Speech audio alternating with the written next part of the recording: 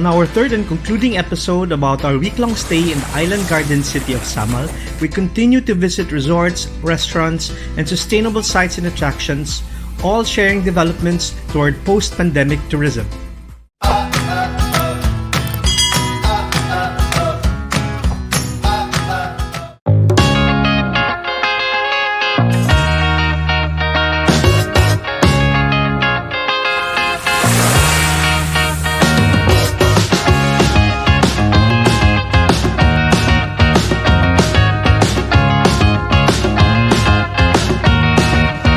It's a wonderful morning and we are here in Paradise Island Park and Beach Resort, of course here in Samal Island. Julie, thank you very much for preparing breakfast this early. Our centerpiece would be the paella. Wonderful. Paella in the morning for breakfast is just fantastic. Thank you. You couldn't have something better than well, It's the best. okay, so paella is a recipe of my mom from. Basically, it's a Spanish recipe. The Spanish So food. this is as authentic as it can get. As authentic as it can get, from the way it's cooked up to the pan where it's cooked in. So it's basically a Spanish thing. The rice is special. The coloring is special. It comes from Spain. Yes. The ingredients, as you've noticed, you would have sausages, you would have pork, you would have chicken, you also have shrimp. You have squid and egg. Vegetables and egg. It's a complete meal in itself. Complete meal, yeah. Complete. Daghang salamat. And I can't wait to dig in. As you would say, let's dig in. This wonderful setup. Breakfast is served. Breakfast is served. Thank you.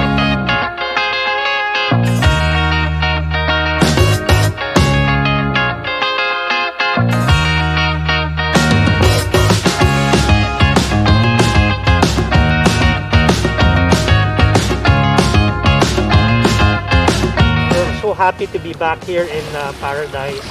You just call this Paradise Island, and as far as I remember, we've been visiting your resort since I was in high school, so that gives my age away because you're going to celebrate, or you're celebrating your 36th year. Yes. This year. We miss you. And it's nice to see you again. Well, Paradise, like you said, is around 35 years old, more or less. We started 1980s, as a private getaway for the family. Just for the family. Just for the family. It was a private thing from the very start. No? My father's legacy, Dr. Julian Rodriguez, and my mom, Purita Rodriguez, would bring us here to work and help out. So they were very much concerned with the environment. My sister planned to open a resort. Good thing, waterfront, help us out. Insular din, no? Yeah, insular pa sa una, help us out. They requested for the guests na mag-abri sila diri o kanang bar and a lounging area for the guests to sunbathe and to have some privacy. So, like, mura sa nahimong extension sa Insular Hotel. Insular Hotel. So, for a year, they were here on the condition that whatever they develop, ibili nila, they leave it here. Okay. So, in short, after a year, we ended up with their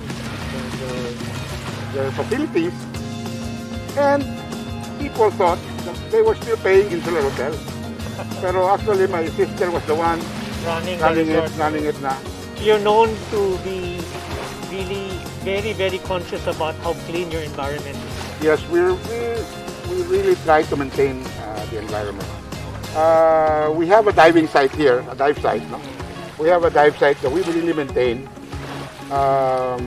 For the past 30 years, we've been maintaining that. A lot of divers come here just to dive and look at the corals and the. So it's a sanctuary over there. It's a sanctuary. Sadly, the government planned a bridge that's gonna hit us right over the sanctuary. And they're saying that it's a done deal. So anyway, we'll see what happens. But basically, we are not against the bridge. We want the bridge for Samal. If it's really gonna come, it's gonna come. What we want is for them to realize it. So And that has been expressed by your family. Yes. One great mark that you have made also is that you're a very good destination for food. In fact, we come here, as in the past, we come here to have breakfast just like today. And how have you developed that great food and beverage service here? Well, food for us is a passion. Paradise. It's a passion. It's something that we really give time and effort. We're very concerned about cleanliness. We're very concerned about freshness. We're very concerned about quality.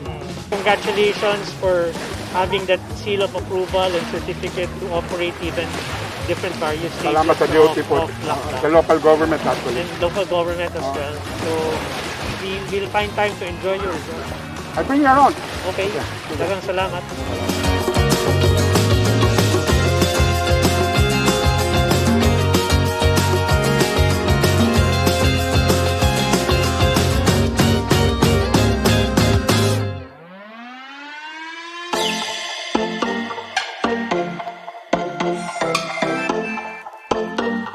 Farmers be because the family is into farming.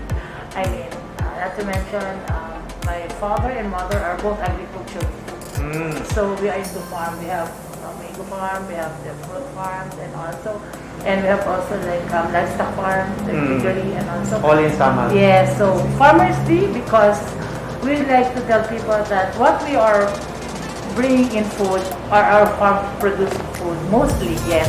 So this is the original farm to table Yes. concept. Yeah. Because as a nurse by profession, I like to know that if you give food, the best food you can give is you know already your raw materials coming from where.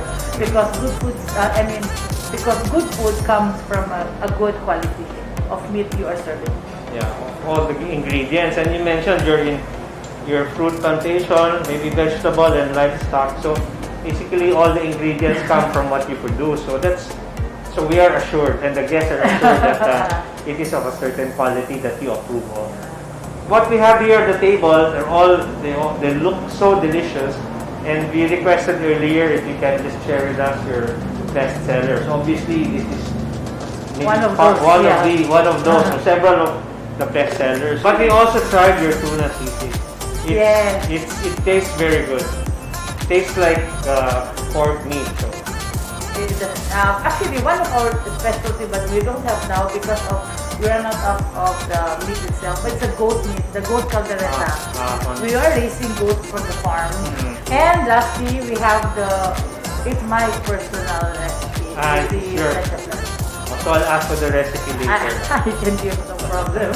How is your restaurant adapting to the new times, this new scenario, and moving forward? Because you being in the chamber and a restaurateur, you would want to make the economy work. No? At the same time, maybe strike a balance with health and safety. So how are you moving forward?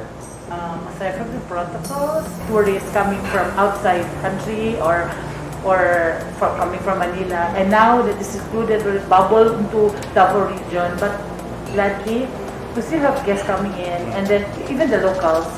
So I think the most important thing in order to the farmer who is still there is one, we maintain the quality. Second is the freshness of the food. Now, the perfect time also to taste what comes prepared.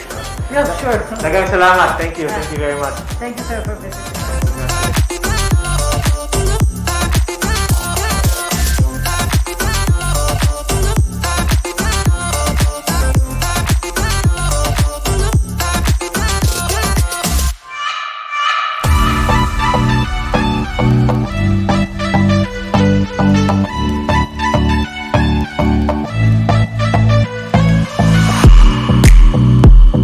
Ken, ang first question lang nano, kung sabi atong main feature sa atong pasalubong shop diri sa Samal. So the main feature here in Samal Island Pasalubong Shop is of course to showcase the local products na pwede natong ma-offer to the tourists.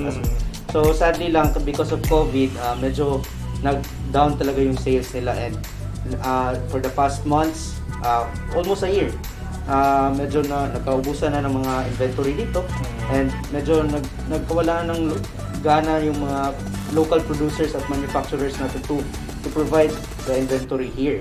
So, ayun nga, we trying to find ways virtually how to sell their products. Kung pwede lang kami mag-live o kamay na lang nito, ganyan. But hanggang ayun, humahanap kami talaga ng paraan. Pero sadly, yun Yeah, lang. but that's, you know, Reality. it's not unique to Samal, right? Yes. In fact, it's global. So, Globally. So but we're here in your pasalubong shop, and I think it's overflowing with products already. So does it mean that ang communities nagsugod naghatag og products ninyo? Yes, Asa nga na, and what kind of communities give you the products here? Mostly the communities here is women's. Mama, mga single parent, or Women group. women, mostly women. Pero may Mostly mga lalaki din na napoproduce dito ng mga products. Tourism has opened to Samal already. Yes, sir. So if I'm a tourist coming here during this part of the COVID or post-COVID, what do I expect to see and buy from the pasalubong shop? So mostly naman talaga kapag pumupunta ang tourist sa isang place, first thing first ang hinahanap, ano bang masarap? Ano bang gusto kong mabili sa Samal? So mga ganong thing. Yun nga, Samal is known in mango product. However, there's a lot of raw products here in Samal din naman kasi. So mahirap din naman sabihin na mango lang talagang bilhin natin. But Pero, you sell mangoes. yes, sell mangoes, mga byproducts nila. What mga are the processed. byproducts of mangoes? For example, here we have the mango chili sauce. Mango chili sauce. Yes. Tapos mga mango jam, dry mango, you know, the most popular in mango products na pwede natin Mga maproduce. value-added products. Yes, So, value added. they have the technology to do that here. Yes, already. sir. So aside from mango, what else do we sell here in the Hindi lang sa food, but we have handicrafts? souvenirs, handicrafts. I can So, see this really so yes. wonderfully crafted bags, no? It's a romblon bag made by women of Barangay San Remeo. So, ayun nga. Medyo pansin lang din nila, medyo bakit pricey daw yung mga ganitong klaseng handicraft pala. It's because handicraft, personalized ang paggagawa. Then, So how much does it sell for? If I'm a tourist, I come in, it's ayan. 350 pesos. Yes, 350. Pero, But made by hand. yes, made by hand. I think the price is just right. Reasonable. So what else? So handicraft. Can we see all of this? This pin-off paper. Pin-off paper. Yes. Binigay ito ng taga-IPI company from based on Cebu. The Epicacent company. Yun. Yes. Their waste material after the pagpiling sa stick packaging nila, yung waste material naka-roll na yun sila. Then instead na to throw this and to create more garbage, they tend to give it to the locals. Only in Mindanao, Samal ang beneficiary lang nito ng waste nila. And to create this to upcycle to other products. So what is this? This is ito lalagyan to ng pot eh. Then meron po okay. medyo mas Bagay malalim. to kasi season ng mga tanim ngayon eh, di ba? Yes sir. Mga plantitos at plantitas so sa mga indoor natin na mga materials. So this one, pwede rin natin ilagyan ng cover natin sa dispenser, water dispenser. Ilagay lang natin yung bottle. So para maganda rin eh. Container for anything that you want. Yes sir. Well, it's still used by the women. Opo. Done by the women of Done by the way. sa Tanzania. Sandra May.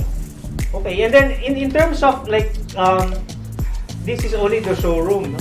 Yes, But in terms of you mentioned about training, maybe preparing them for business. What have you been providing them in terms of assistance? Since I've started here in working here in BTI Negosyo Center, we provide the mindsetting of individual, of course, the entrepreneurship, food safety, and product development on their packaging and how they and some making connections to other national agencies since most sa mga micro enterprise natin doesn't know where to go. Paano ba namin malaman kung kailan ma-expire itong product namin?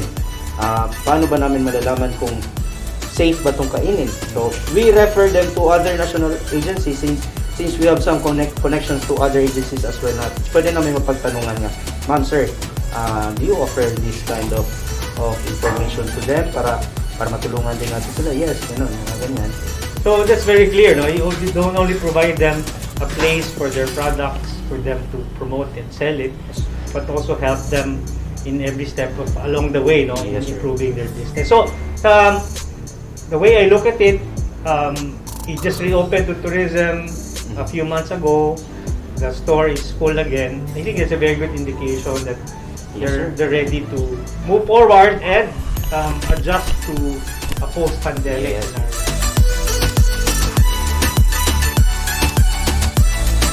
So, kung ni siya nga tinapay na mura ay Kung ano yung ginatawag na salbaro? Salvaro? Yes. Isa bread po siya, oven toasted bread. Tapos na siya feeling ng bukayo. So muna yung naihan dito sa Samal. So muna yung mga isa sa locally produced dito. So, mapaldi ko lang ikisusub sa inyong kape. May na ituslo sa kape, sir. Then Yang unsa man atong kape? kining kape na to kay sa corn brewed coffee nga mix sa robusta beans. Unsa na siya? Traditional drink? Sa Kini siya traditional drink po ni Sama. Sama tribe. Sama tribe po. Na ay packaging. Na packaging, sir. Tara, sir. Good for one. Makunta po mag-jam. Bibingka, peanut, and buko. Yes, sir. Pasabot siya. So, sino yung ulam, sir? Kuha na rin. Pwede na naman yung bring home, sir. Lami. Ang nilin bilang, ang nakal. Dapat dito ulit. Tapos, So, mangga, Yes. bagay kasuman. bagay sa sumana. So, sa Cebuano pa Typical Filipino merienda. Yes. But all locally produced Yes, sir. and ready to take home. So, ideal for really tourists. Kanang, agi mo lakaw na sila. Palit. Or, gutom sila sa ilang biyahe, mga sila Yes, yeah. masima or makaglaho. Of course, ang tamal ng Mangga. Always yun. So, Di, salamat Ken. Di usat na mag-storya kaya mag-concentrate kung Ikaw na lang kita, sir. Thank you. Bugla na, sir. Thank you.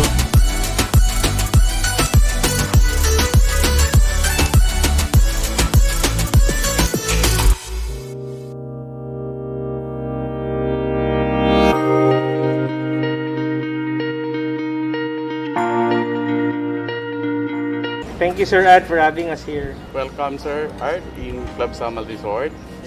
So, Club Samal, I think it's one of the newest resorts in Samal. Am I correct in saying that?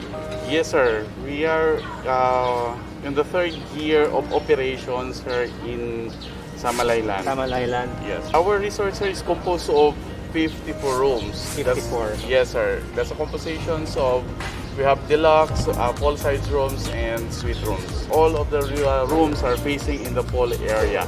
This is one of the biggest pool in Samal. In terms of tourism, because Samal has already reopened to tourists, right?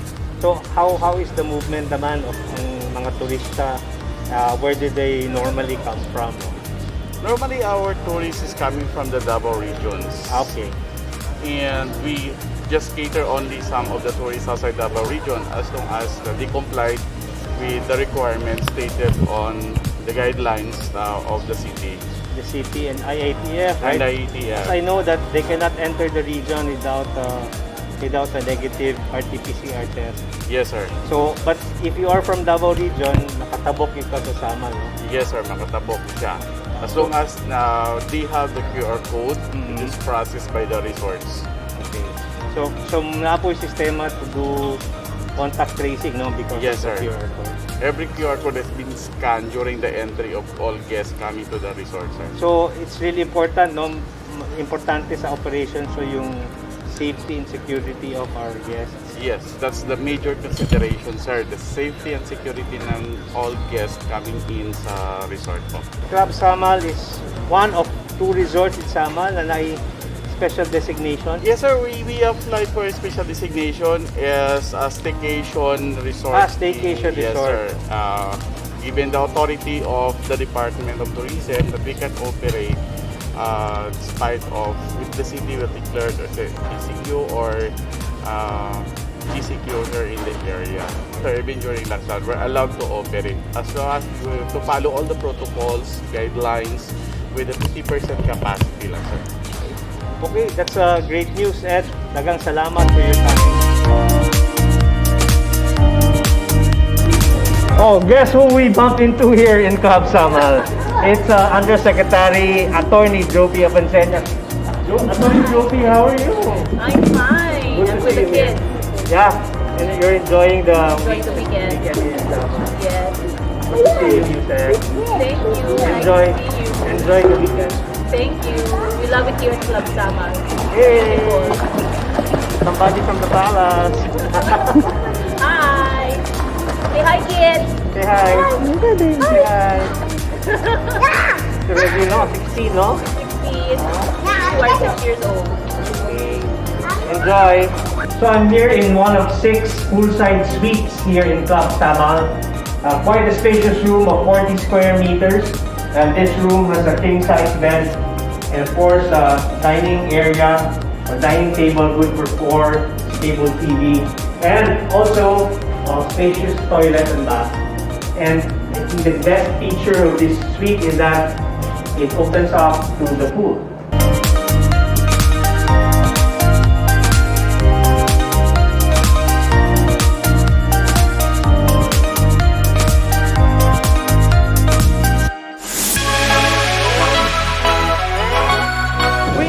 Way to the Giant Clam Sanctuary located at Barangay Adecor in Samal Island. We will be there in a few minutes.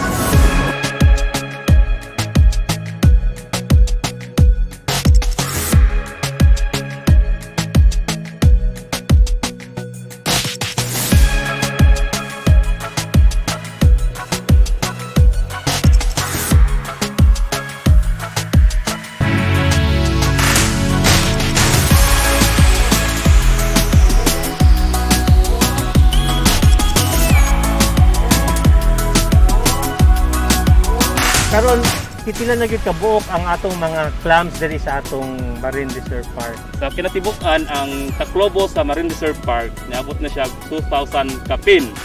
800 plus ana ang tradak na gigas itong pinakadako nga klase. Dahil ang uban, ito ng tradak na dirasa, tradak na spamosa, tradak na maxima. So lahi-lahi day ang mga ang klase-klase sa clams. Lahi-lahi yun siya sir, lahi niya. Napoy isa karon nga kanang thought na siya locally extinct. Pero bago siya nakitaan din sa Samal Island, ang gitawag at Tridacnan no way. So naana po na diri karon nakitaan sa Reserve Park. Na diri. Na, So sir. inyo po ginabantayan na para Ginabantayan. mudaghan. Yes, sir. So mobalik ta sa pinakadako kanang Tridac na gigas unsa ba gyud na kadako ug unang pag iyang maturity unsa gyud na siya kadako nga unsa ka bug-at.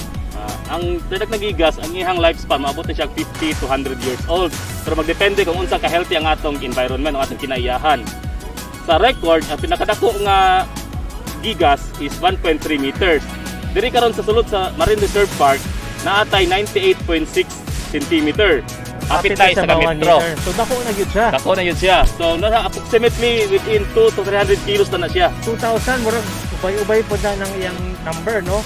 Pero kanang sa Tridac na gigas kanang pinakadako, naana ba yung natural spawning na nahitabo na na?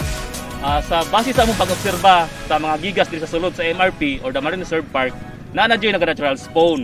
Kay ang mga tao po sa gawas o palibot aning nagpuyo, mag-turnover naman sa mga og mga gigas, dirasa. Yan apoy may gi-obserbahan gawas dito na sa gawas nga lain nga sanctuary. Napod makita dito og dirasa o gigas ya po nakita namo. Yeah, gina-turnover diri. Mo pasabot ang atong mga katawhan diri duol sa atong Marine Reserve Park, naay consciousness, no? Nang makita sila i-turn over gyud sa inyo ha. Yes sir, nayon sila kanang oraghal, kanang silang kaugalingon, ilayon nang ibalik dito para mudaghan na pagbalik. Maayo pod ang ilang awareness di ay no tungod sa atong pagpa-propagate ug pagpadaghan sa atong clams, no.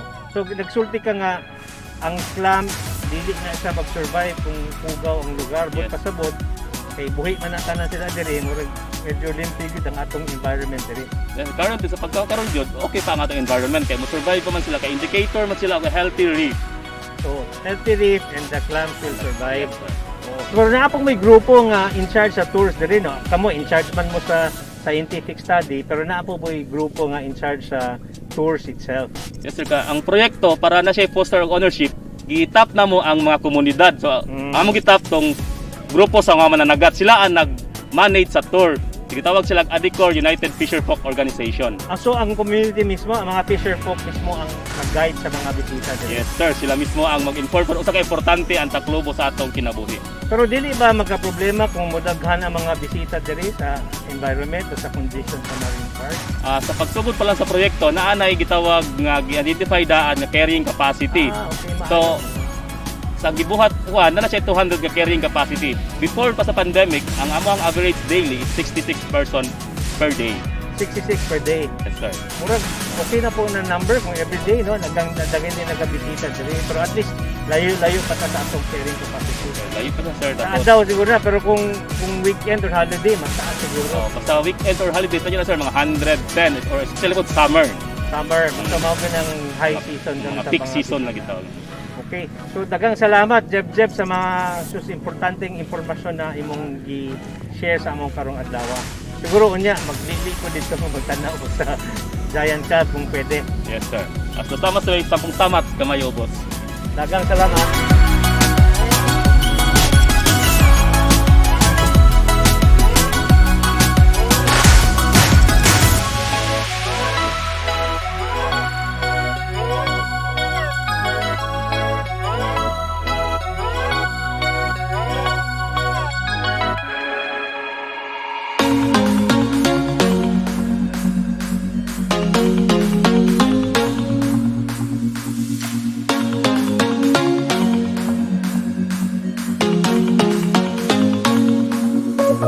I am in the middle of construction and development of a high-end resort here in Barangay Limao in Samal Island called Discovery Samal. This development is on a 5-hectare property, and on completion, we will have 162 villas and accommodations, several meeting rooms, and a convention center that can fit 1,000 participants or guests.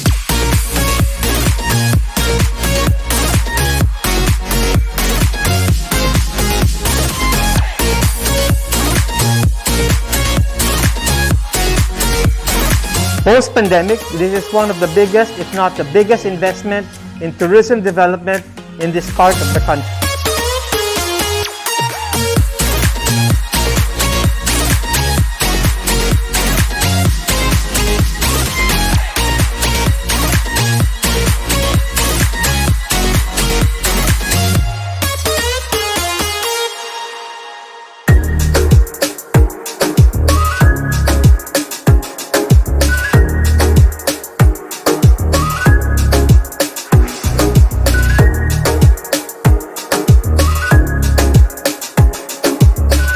We have been visiting the Pearl Farm Beach Resort for the past 30 years, and this resort has become an icon of a destination not only in the Davao region but also for the whole of Mindanao.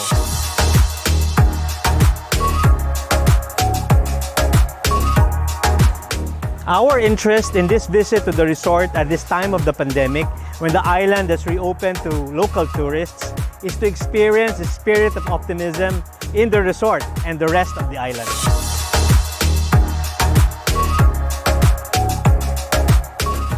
I'm with Mr. Mikel Villaverde, the General Manager of Pearl Farm Beach Resort here in Samal Island. It's the only 5-star resort in the whole of Mindanao. Okay, welcome once again. Thank you very much. Art, it's a pleasure and an honor to have you here with us.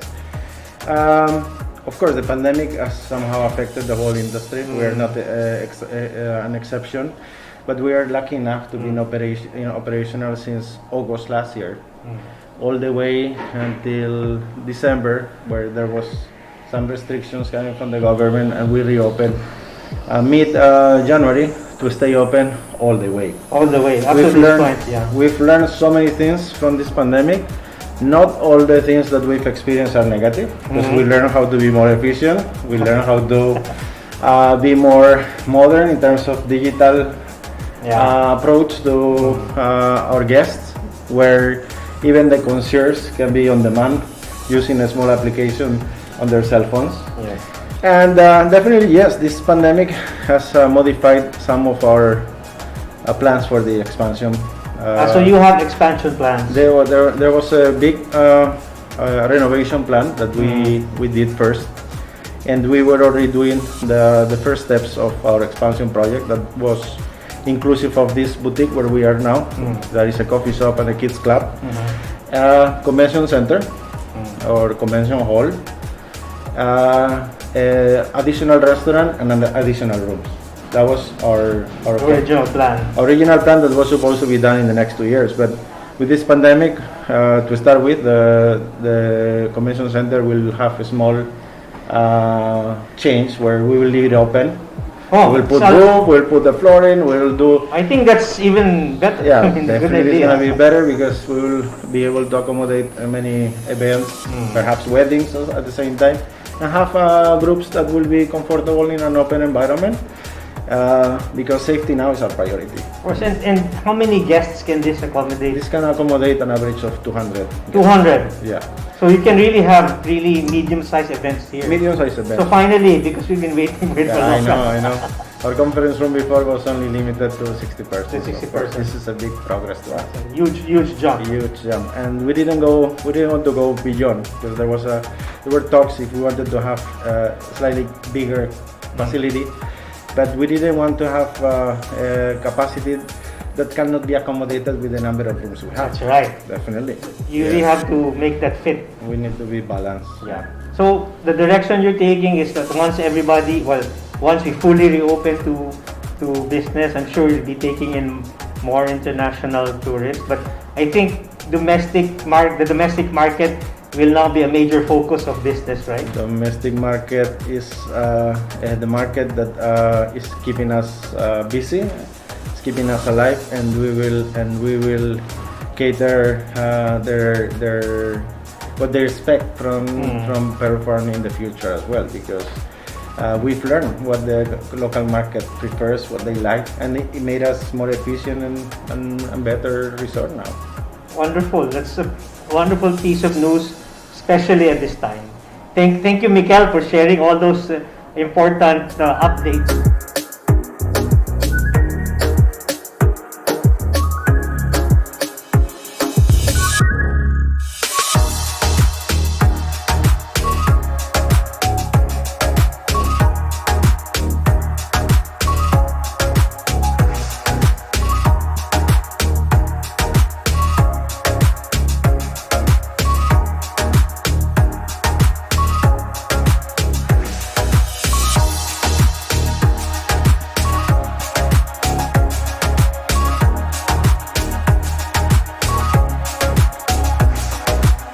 Tonight, we're going to experience Pearl Farm's brand of excellent service with this special outdoor dinner setup on the shore.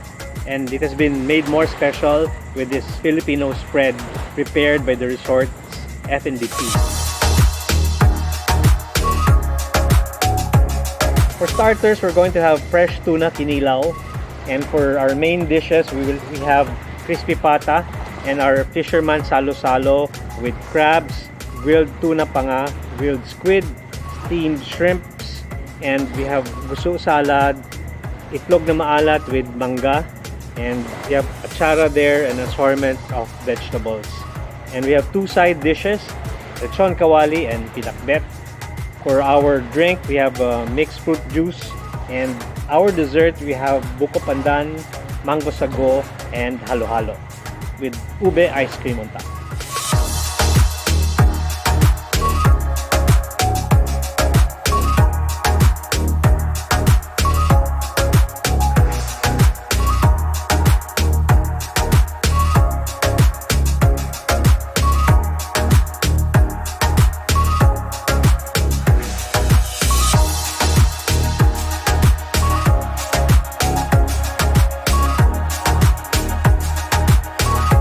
Good morning, we're checking out of the resort and we stayed here at the Mandaya Suites.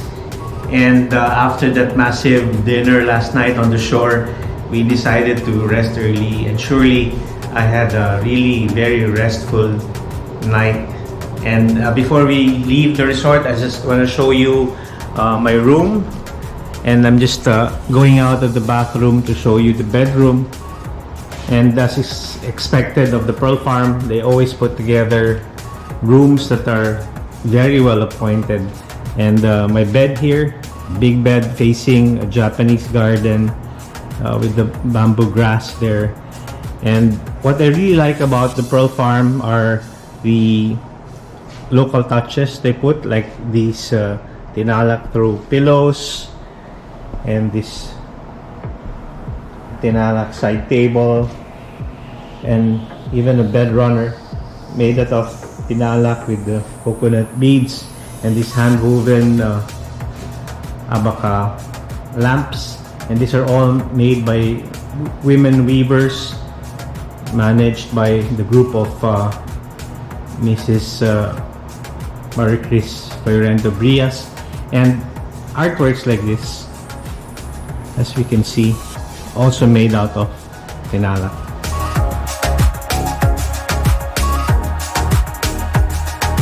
So there, quickly show you our bedroom. So we're moving out of the resort and visiting other areas in the island that we'll be very happy to show you. Thank you.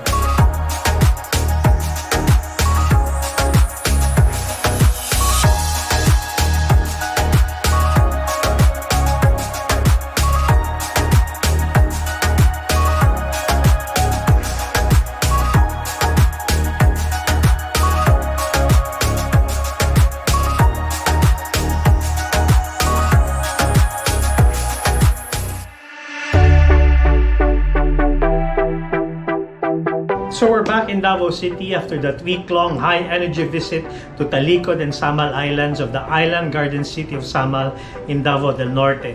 And we're still feeling the energy, that great island vibe that we experienced for a week, talking to resorts, hotels, and restaurants, stakeholders expressing this great sense of hope, spreading this seed of optimism among themselves that we truly felt.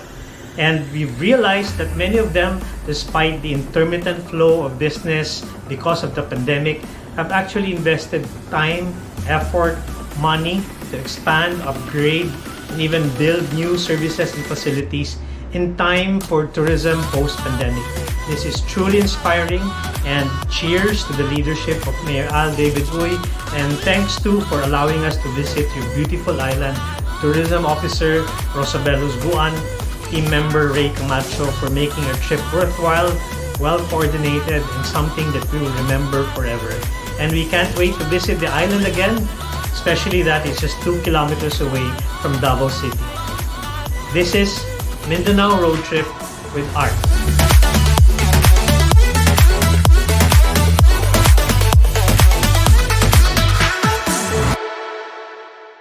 The province launched its Clean Camigan campaign composed of programs and systems that aim to ensure the safety of communities, stakeholders, and travelers to the island in the new normal. Let's all be responsible travelers. Let's wear a mask, wash our hands, and practice social distancing.